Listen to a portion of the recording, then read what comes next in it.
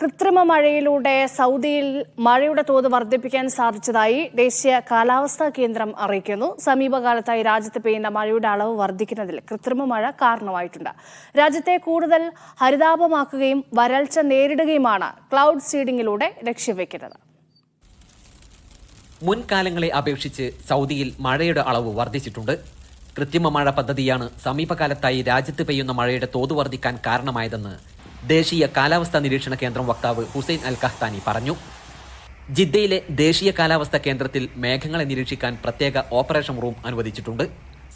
അനുയോജ്യമായ മേഘങ്ങൾ കണ്ടെത്തിയാൽ അവയിൽ വിത്തുകൾ സ്പ്രേ ചെയ്യുന്ന പ്രക്രിയ ആരംഭിക്കുവാൻ പൈലറ്റുമാർക്ക് അനുമതി നൽകിയിട്ടുണ്ടെന്നും അദ്ദേഹം കൂട്ടിച്ചേർത്തു. ഇടത്തരം മേഘങ്ങളെ ഉത്തേജിപ്പിച്ചുകൊണ്ട് മഴയുടെ തോത് വർദ്ധിപ്പിക്കുകയാണ് ക്ലൗഡ് സീഡിംഗിലൂടെ പ്രധാനമായും ചെയ്യുന്നത്. കാർമേഘങ്ങളിൽ സിൽവർ അയഡൈഡ് പോലുള്ള ലവണങ്ങളുടെ തരികൾ വിമാനം വഴി വിതറിയാണ് കൃത്രിമ മഴ പെയ്യിക്കുക. ഇതിനായി വിമാനങ്ങൾ 15 മിനിറ്റോളം വായുവിൽ പറക്കും.